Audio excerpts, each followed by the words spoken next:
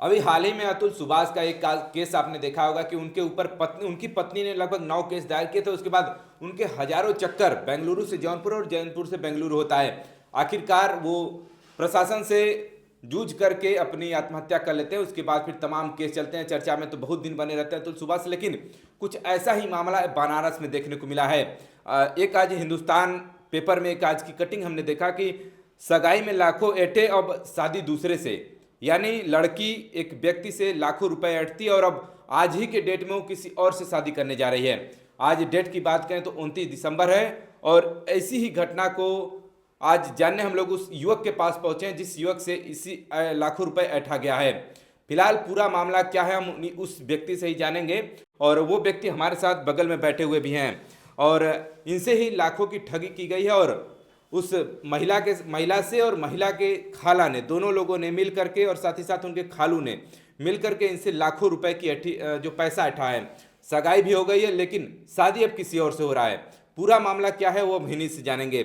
क्या मामला हुआ था और लगभग जो अब आज हमने पेपर में खबर देखा कि लाखों रुपए आपसे ऐंठे गए हैं और उसमें तमाम रिंग की बताई जा रही है कि डायमंड की रिंग और लाखों रुपए आपने कैश जो है उनको दिया है। क्या मामला हुआ था और कब से आपसे स्टार्टिंग बातचीत कब से हुआ था जी उनसे? नमस्कार। ये बात है तकरीबन 10 सितंबर 2023 का। ये लोग हमसे मिले और हमारे साथ में जो है इनका एंगेजमेंट हुआ।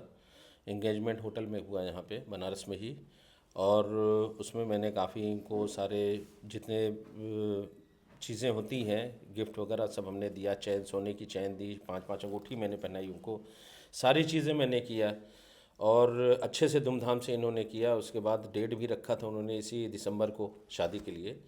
और हमारे साथ में ये बराबर घूमने टहलने हर जगह ये लोग जाते थे और दिल्ली, अजमेर हर जगह गए ये लोग। मैंने हर जगह इनको खर्चा किया। जब भी पैसे की ज़रूरत होती मैं पैसा देता था। तो इनकी खाला का जो भी कर्जा था वो भी मैंने दिया, कैश दिया हमने। इन्होंने कर्जा सारा अपना मुक्त किया। बहुत अच्छा सारी चीज़ चला। अभी लास्ट कुछ 2 महीने में इन्होंने ब्लॉक कर दिया हमको। कितने दिनों से? 2 महीने से। अच्छा। जी, 2 महीने से जब ब्लॉक कर दिया तो मैं इनको ढूंढने की कोशिश किया। मैं यहाँ पे आया बनारस ढूंढते ढूंढते। जब यहाँ पे मैंने लोगों से पूछना ताछना चालू किया तो पता चला कि पहले भी इनकी 5 एंगेजमेंट हो चुकी है। अच्छा। हाँ। और आज रविवार 29 दिसंबर को शाम को शादी है 7 बजे। अच्छा। तो मैंने बात करने की कोशिश की उनसे कि भाई क्यों ऐसा कर रहे हो आप? कम से कम मेरे को इत्तला तो करते, मेरे को बताते तो सही अगर ऐसा कुछ था। तो इन्होंने कुछ नहीं बताया और बोले ऐसा है आप जाइए, वरना आपके ऊपर जो है महिला पीड़न का और रेप का और इस तरीके से हम आपके ऊपर आरोप लगा देंगे। आप फंस जाओगे बैठे बैठे यहाँ पे। हमारी इतनी पहुँच है कि हम आपको कैसे भी फंसा देंगे। अच्छा। जी, बहुत इस तरीके से डराया। तो मैं यहाँ पे बहुत परेशान था। यहाँ पे एक एनजीओ को मैंने ढूंढा, जो सीमा चौधरी जी दीदी हैं हमारी, ये हमें मिली और बहुत सहायता हमें की। सारी बात इन्होंने समझा हमसे पहले। सारी चीज़ें मैंने एविडेंस सारे दिखाए इनको, सारे सबूत दिखाए, एक एक सबूत, जितनी चैटिंग हुई है, जब जब ट्रांसफ़र किया है हमने। और इन्होंने 3 करोड़ का, मासी जो है 3 करोड़ का डिमांड की थी हमसे। अच्छा। हाँ, बात इसीलिए ख़राब हुई। तो मैंने कहा मैं तो नहीं दे पाऊँगा, शादी में कोई डिमांड नहीं होती है। डिमांड से, एग्रीमेंट से शादी नहीं होती कभी भी। हमने कहा दिल से दिया जाता है ये सारी चीज़ें। तो उस चीज़ को लेके वो जो है मेरे से नाराज़ हो गई थी। चलिए, सगाई हुआ था, सगाई में क्या क्या मतलब आपकी तरफ से दिया गया था या फिर उनकी तरफ से क्या आपको दिया गया उनकी था? तरफ से कुछ नहीं दिया गया था, हमारी ही तरफ से सब कुछ दिया गया था। उन्होंने एक लिस्ट बनाया था जिसमें सारी चीज़ें जो सगाई की चीज़ें होती हैं हमने सब यहाँ से शॉपिंग की जाके। कपड़े वगैरह दिए जाते हैं लड़की वालों के घर के लिए, उन्हें सारी चीज़ दी। हमसे बोली रिंग लाइए आप और चैन ये वो सब पहनाना है। तो सारी चीज़ें मैं ला के दिया, पहनाया मैंने। सोने की चैन पहनाया, रिंग पहनाया, जैसा होता है सगाई पूरा उस तरीके से मैंने करवाया सगाई। तो क्या ये शादी क्या मतलब किसी से उनसे आपसे कोई अरेंज टाइप मैरिज हुआ था या फिर आपसे पहले कैसे मुलाकात हो, उस मुलाकात को थोड़ा बताइए। जी, जो इनकी मासी हैं उनका एक जानने वाला है, उसने मिलवाया था हमें। अच्छा। जी, उसी के थ्रू से हमारी बात हुई थी इनकी। तो कैसे उस वाक़ये को थोड़ा बताइए लोगों को। अच्छा, तो वो जो है हमसे जो है बोली कि एक लड़की है हमारे पास, आमना शरीफ जिसका नाम है। बोली 2 बहनें हैं, वो अपने माँ बाप से आ गई हैं हमारे पास रहने। अच्छा। और उनके वो तंग में हैं अभी और उसका खर्चा नहीं उठा सकती हैं। तो अगर आप पैसा दे दोगे स्कूल के लिए तो उनका स्कूलिंग होता रहेगा, पढ़ाई लिखाई नहीं रुकेगी, उनका खर्चा भी होता रहेगा। तो 10,000 मतलब एक समाज सेवी के तौर पे आपने उनका हेल्प कर दिया। जी जी जी, मैंने समाज सेवा की तरीके से उनको जो है 10,000 महीना मैंने भेजा। लेकिन ये पढ़ाई में नहीं जाता था पैसा, वो खाली बस ऐंठ लेती थी पैसा। तो जब हमें पता चला 6 महीने बाद, तो वो लड़की ने खुद बताया हम तो पढ़ते ही नहीं है, स्कूल तो छुड़वा दिया है इन्होंने, खाला ने। तो हमने कहा भाई ये क्या है जो पैसा आपने लिया, ये क्या था? तो बोली नहीं वो आधा तिया हो गया, इधर उधर बता के उन्होंने गोलमाल कर दिया। तो उसके बाद से फिर हमारी वहीं से जो है एक इसका बर्थडे था, बर्थडे में जो है हमारी एंट्री थी, वहीं से ही जान पहचान स्टार्ट हुआ और चीज़ें आगे बढ़ी। इन्होंने ऑफ़र रखा सीधा हमारे पास कि लड़की अच्छी है, आप इससे करिए शादी। तो मैंने कहा हम इतनी जल्दी शादी नहीं कर सकते, हम देखेंगे समझेंगे परिवार को, कैसी है लड़की क्या नहीं है, लाइफ का सवाल है, ये ज़िंदगी का सवाल है, ऐसे तो नहीं कर सकते ना। तो बहुत जोर दिया इन्होंने, लेकिन मैंने नहीं किया। तो धीरे धीरे जब बात आगे बढ़ी तो ये हुआ दिसंबर में करेंगे शादी। अब दिसंबर आया तो पता चला कोई और लड़का कर रहा है शादी। तो मैं तो शौक हो गया सुन के कि हमें पता भी नहीं चला और यहाँ शादी भी हो रही इतनी जल्दी, और लड़का 2 महीना पहले ही मिला अभी इनको। हाँ, ये लोग कहीं दरगाह पे गए थे, वो अगरबत्ती जला रहा था, तो इन्होंने अपने बेटे को भेज के बोला कि जाओ उससे दोस्ती करो। हाँ, इस तरीके से उससे मिले ये लोग और उससे दोस्ती बढ़ाए और तुरंत शादी, 2 महीने के अंदर शादी भी तय हो गई। तो मतलब इस तरह से मतलब किसी कोई मतलब कहीं मिल रहा है और ऐसे ही मुलाकात हो रही, फिर उससे शादी भी 2-2 महीने में ही तय हो जाए। सबसे बड़ी बात है लड़की के माँ बाप राजी नहीं है, इसमें है ही नहीं है। लड़के के माँ बाप का भी पता नहीं है और शादी कर रही मासी। मतलब कौन सी आपने शादी कभी ऐसी सुनी है कि लड़की के माँ बाप है ही नहीं शादी में, लड़के के माँ बाप है ही नहीं शादी में, लड़के का घर का पता ही नहीं है। अभी घर जमाई बनने वाला है वहाँ पे वो लोग। हाँ, इन्हीं के घर में, और वो रंगाई का काम करता है जी, कपड़ा कलर करता है। चलिए, आपने इस वाक़ये को सुना कि मतलब किसी व्यक्ति से कोई महिला इस तरह से ऐड करते हैं, और ये लखनऊ के रहने वाला है, और जब ये बनारस पहुंचते हैं, बनारस की लड़की है, जब ये बनारस पहुंचते हैं तब इनको पूरी जानकारी धीरे धीरे जब ये लोगों से पता करते हैं तब पूरी जानकारी निकल के आती है कि उनकी पहले से भी तमाम शादियां इस तरह से हो चुकी हैं। और 20 लाख हमसे ऐड चुकी हैं ये कैश। जी, मतलब कैश 20 लाख। जी जी, ट्रांजैक्शन कैश दोनों। अच्छा, हाँ जी। चलिए, ये तो हम ये मुँह जबानी नहीं, अब ये देखिए थोड़ा सा प्रूफ भी उस चीज़ का दिखाएंगे। थोड़ा सा हम चाहेंगे कि आप थोड़ा सा प्रूफ दिखा दीजिए, और थोड़ा सा हम लोग उसको प्राइवेसी के तौर पे ब्लर रखेंगे अभी फिलहाल, चूंकि आप जान ही रहे हैं कि कोई भी चीज़ों को इस तरह से उजागर करना ठीक नहीं है जब तक कि आगे कोई कार्रवाई ना हो जाए। फिलहाल देखिए कुछ सगाई की इनकी तस्वीरें हैं, स्क्रॉल करते हुए आप दिखाइए, स्क्रॉल करते हुए देखिए, ये सब तमाम फोटो और ट्रांजैक्शन के हैं, बस स्क्रॉल करते हुए आप दिखा दीजिए, उतने में ही वो लोग मतलब उतना समझ जाएंगे।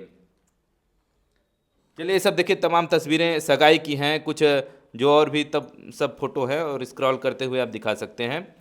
चलिए, ये सब तमाम घूमने की तस्वीरें, मतलब कितने बहुत सालों बहुत दिनों तक आपका मतलब घूमना फिरना भी हुआ उनके साथ? जी, 1-1.5 साल से। अच्छा जी। चलिए, लेकिन मतलब फिर अचानक इस तरह से फिर आपको क्या मामला समझ में आया, अब क्या बातचीत हुआ है? सर, फ्रॉड हुआ है मेरे साथ, धोखेबाजी किया गया। शादी तो नहीं करना है मुझे, लेकिन जो हमारे साथ धोखा हुआ है इसका इंसाफ होना चाहिए सर। चलिए, भी क्या आपने किसी कोई और के साथ ना हो ऐसा। आपने क्या कोई एप्लीकेशन दिया स्टेशन एप्लीकेशन दिया है? जी जी जी, दीदी के थ्रू से जो है, इनकी मदद से हमने जो है पुलिस स्टेशन सिगरा में जो है एप्लीकेशन भी डाला है कल 420 का। जी, फ्रॉड का हमने डलवाया है कि इन्होंने जो जो किया है जी उसके बदले। ये लखनऊ के रहने वाले हैं, और जो लड़की है वो बनारस की रहने वाली है, और किसी तरह से इनका लोगों का लिंकअप होता है शादी के लिए। पिछले साल सगाई होती है और इस साल शादी होने वाली थी, लेकिन अचानक 2 महीने पहले इनके नंबर को ब्लॉक कर देती है वो लड़की, और अब किसी और लड़के के साथ उनकी जो है शादी आज होने वाली है। फिलहाल क्या कुछ होगा वो तो हम लोग आगे देखेंगे ही, लेकिन अभी बगल में हमारे सीमा चौधरी जी हैं, जो एनजीओ जिस एनजीओ से इन्होंने संपर्क किया था उसी एनजीओ को देखती हैं। और आपसे कैसे मुलाकात हुआ था और क्या बातचीत हुआ था? मेरे इनसे ये बातचीत हुआ था कि ये आवेदन इनका गया था, एक उनकी जो लड़की है जो दुल्हन आज बनने वाली है उसकी बहन का एक मामला था, तो वो आवेदन चल रहा था। एक पत्रकार महोदय ने बताया कि एक भाई है जो काफ़ी पीड़ित है, उनसे संपर्क हुआ है, तब ये हमारे पास आए 27 तारीख को। इन्होंने पूरी कहानी बताई। ये फैक्ट है कि ये पहले से शादीशुदा है, लेकिन मेडिकली इनकी वाइफ फिट नहीं है, जिसकी वजह से इनको दूसरी शादी करनी थी। और चीज़ें बढ़ी, जब इनका एंगेजमेंट हुआ तो पता चला कि ये लोग काफ़ी ज़्यादा क्लोज हुए, एक दूसरे से मिले, घूमे फिरे, यहाँ तक कि लड़की कई बार इनके परिवार में भी गई है, सब कुछ जानती है, पहचानती है। अब जो है वो शादी करने से नंबर तो ब्लॉक करती है, ब्लॉक करने के बाद पता चलता है कि वो जब एक घर जाते हैं तो वो कहती है कि मतलब मैं शादी नहीं करूँगी या तुम मेरे घर आओगी तो मैं तुम पे दुष्कर्म जैसे आरोप लगा दूंगी, फंसा दूंगी। सवाल ये उठता है कि जो व्यक्ति आपके साथ दुष्कर्म कर रहा है उसके साथ आप कहीं घूमने नहीं जाओगे, उसके साथ ये आई लव यू का जो अभी आप देख रहे थे उसमें टैग लेके अच्छे से रील नहीं बनाओगे, उसके साथ आप चैट नहीं करोगे, उससे आप अकाउंट में पैसे नहीं मांगोगे। हमने खुद भी इनके चैट पढ़े जिसमें खुद वो पैसे मांगती है, इतने भेज दीजिए, इतने की ज़रूरत है। तो जब सामने वाला आपको प्रताड़ित कर रहा है, सामने वाला आपको परेशान कर रहा था, आप उससे दूर भागोगे, ना कि आप उससे जो है संपर्क करोगे। ब्लॉक करने से पहले उसका आखिरी मैसेज हमने पढ़ा है जिसमें वो लिखी है कि मैं चुपके से आपको मैसेज कर रही हूँ। क्या ऐसा है वो किसी दबाव में है? क्योंकि एक आज मेरी खुद एसीपी से बात हुई, उन्होंने बताया कि एक मामला आया था जिसमें 10 दिन पहले लड़की ने अपने माँ बाप पे आरोप लगाया था कि वो हमें बेचने की कोशिश कर रहे हैं किसी 70 साल के बुजुर्ग के साथ। लड़की 5 सालों से अपने मौसी के साथ रहती है जिसका एक एफिडेविट चेतगंज में जमा है और ऑफिशियल वो अपने मौसी के साथ रहती है। 5 साल से माँ बाप से कोई कांटेक्ट नहीं है, कोई संपर्क नहीं है, फिर माँ बाप उसे कैसे बेच सकते हैं? दूसरा यह है कि अगर माँ बाप बेचते तो खाते में पैसा उनके जाता ना भाई, ना कि लड़की एंजॉय करती और उसकी खाला एंजॉय करती उस पैसे से। लगातार हमने एक वीडियो भी देखा है जिसमें साफ साफ उनकी मौसी कह रही हैं कि जब से भाई मिले हैं इनका नाम लेकर तब से हमारी ज़िंदगी बदल गई, हम लोगों के अच्छे दिन आ गए, इस तरह की बातें हो रही है। फिर यहाँ में माँ बाप कैसे आ गए? और अब दुष्कर्म जैसे चीज़ों में वो फंसाने की बात कर रही हैं, तो ऐसी लड़कियाँ दुष्कर्म का मजाक उड़ा रही हैं। जो आए दिन घटनाएं हो रही है समाज में, जो सही मायने में लड़कियां प्रताड़ित हो रही हैं, जिनकी जान चली जा रही है, जैसे कि अभी कोलकाता में हुआ, ऐसे घटनाओं पे ऐसी लड़कियां जो है उनको शर्मिंदगी महसूस करा रही हैं क्योंकि वो मतलब के लिए किसी से जुड़ती हैं, पैसे ऐंठती हैं और जब उनका काम नहीं होता तो दुष्कर्म जैसी आरोप उन पे लगा देते हैं। अब मैं प्रशासन से मांग करती हूं और अभी हमने सिगरा में कल इनका आवेदन भी दिलवाया है कि इस पूरी कहानी को अच्छे से जाँच कर निष्पक्ष तरीके से जांच होनी चाहिए और इस भाई की मदद होनी चाहिए क्योंकि ये एक अतुल सुभाष बन सकते हैं। जब ये हमारे पास आए थे तो काफ़ी ज़्यादा रो रहे थे, कहीं ना कहीं इनकी आंखों में वो प्यार था, वो लगाव था। इंसान तो कुत्ते के साथ भी उसका अटैचमेंट हो जाता है, ये तो 1 साल उसके साथ एक पत्नी की तरह दोनों का संबंध रहा है, आना जाना घूमना, वो सारे फोटो सारे वीडियोज।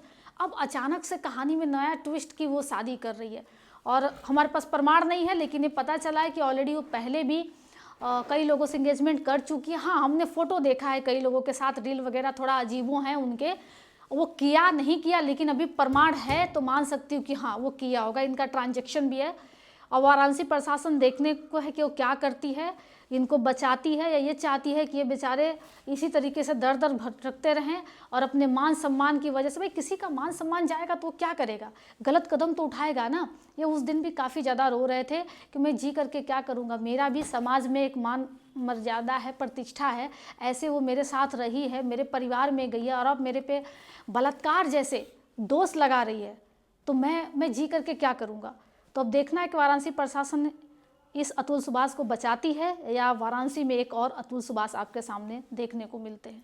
धन्यवाद। चलिए देखिए, आपने सुना कि सीमा चौधरी के जो युवा फाउंडेशन की टीम है किस तरह से वर्क करती है, उन्होंने भी बताने का प्रयास किया।